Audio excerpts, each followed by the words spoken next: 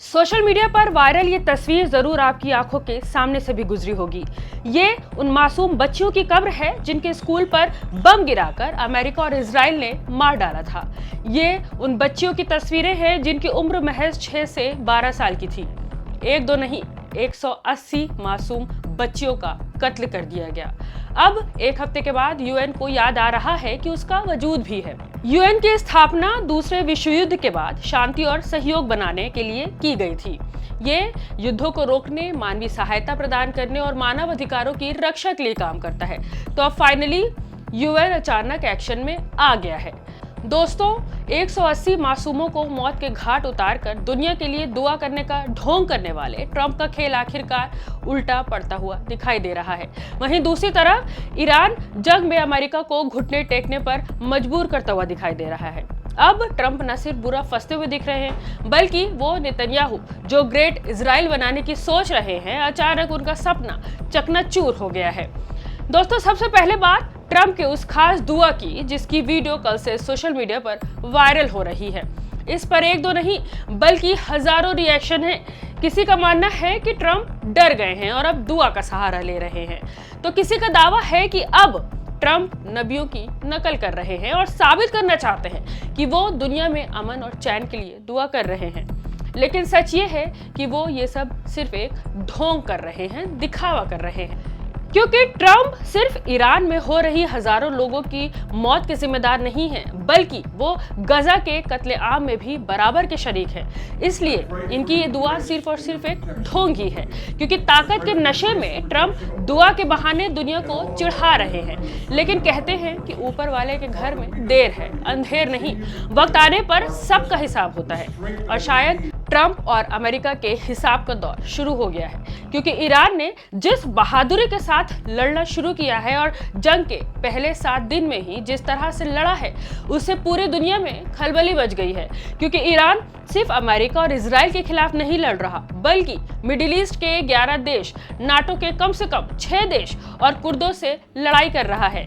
Iran ने अब तक Israel, Kuwait, UAE, Saudi Arabia, Jordan, Muscat, Oman, Azerbaijan, Syria, Bahrain पर मिसाइलें और ड्रोन दाग दिया है। इन देशों में न सिर्फ अमेरिकी सेना तैनात है, बल्कि अमेरिकी रक्षा प्रणालियां भी एक्टिव हैं। लेकिन इसके बाद भी न तो हमला रुक रहा है और न ही ईरानी मिसाइलों को रक्षा प्रणालियां रोक पा रही हैं।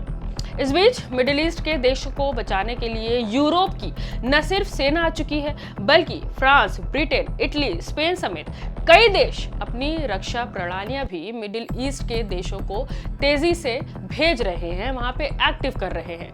हालांकि ऐसा नहीं है कि यूरोपियन देश जो है वो मिडिल ईस्ट की बहुत चिंता करते हैं। वो ये सब सिर्फ और सिर्फ ट्रंप और अमेरिका के इशारे पर कर रहे हैं। लेकिन आपको बता दें कि ईरान इसके बाद भी न तो डरा है और न ही डिगा है।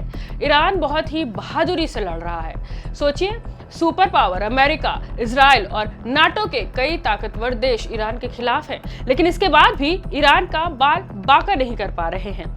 ऐसे में जंग दूसरे हफ्ते में पहुंच गई है और इस जंग में ईरान की ओर से लगातार तेजी आ रही है। हालांकि ईरान पर 20 साल से प्रतिबंध है, पूरी दुनिया उससे मुंह मोड़े हुई है। ऐसे में ईरान की माली हालत बहुत अच्छी नहीं है, लेकिन ईरान ने बहुत ही हिम्मत और हौसले से काम लिया है कि 20 साल लगातार दुनिया से अलग रहने के बाद भी जो टेक्नोलॉजी और जिस तरह के वेपन का प्रदर्शन जंग में कर रहा है, ये सच में अद्भुत है। और यही वजह है कि न सिर्फ ट्रंप और नेतन्याहू की सिट्टी पिट्टी गुम है, बल्कि अब दोनों देशों को गुमान हो रहा है कि कहीं न कहीं बयाना गलत ले लिया है।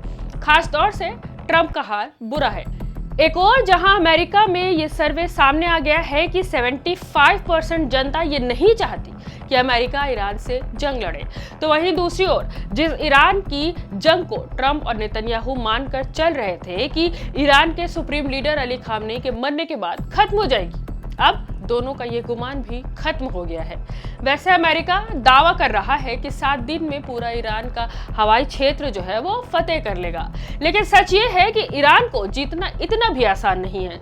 7 दिन में ये बात न सिर्फ ट्रंप को समझ में आ गई, बल्कि अब उनको इस बात का एहसास भी हो चला है कि कहीं एक बार फिर से अमेरिका का हाल अफगानिस्तान जैसा तो नहीं होने वाला, क्योंकि वैसा ही सीन अब ईरान में दिखाई देने लगा है, नजर आने लगा है। आपको याद दिला दें कि अमेरिका अफगानिस्तान से इतना परेशान हो गया था कि उसको रातों रात बोरिया बिस्तर बटोर कर अफगानिस्तान से भागना पड़ा था।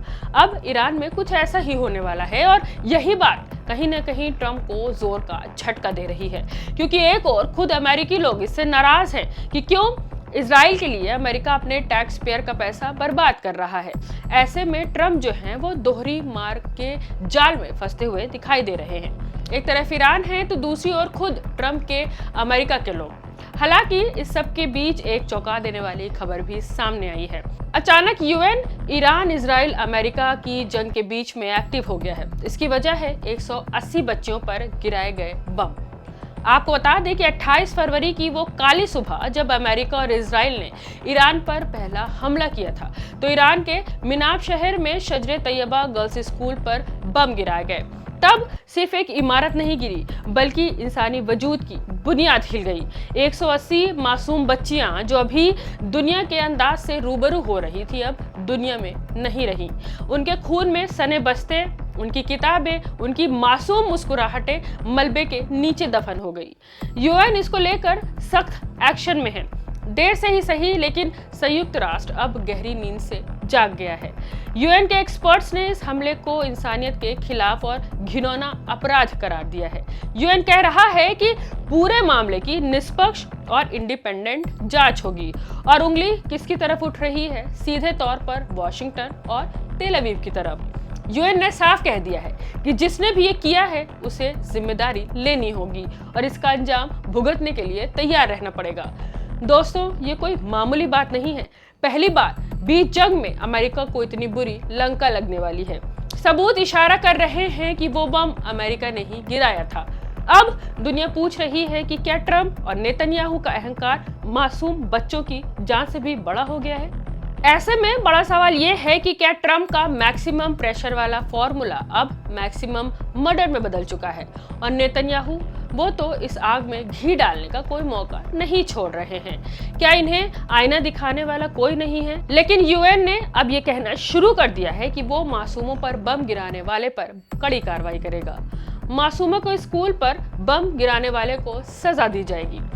ऐसे में कहीं ना कहीं इसकी जद में ट्रंप और नेतन्याहू दोनों हैं और कहीं ना कहीं इसमें दोनों नेताओं की अपने अपने देश में कुर्सी फंस सकती है, क्योंकि अमेरिका हो या फिर इजराइल, दोनों जगहों की जनता अपने राष्ट्रपति के हुक्मों का, कुकर्मों का विरोध कर रही है।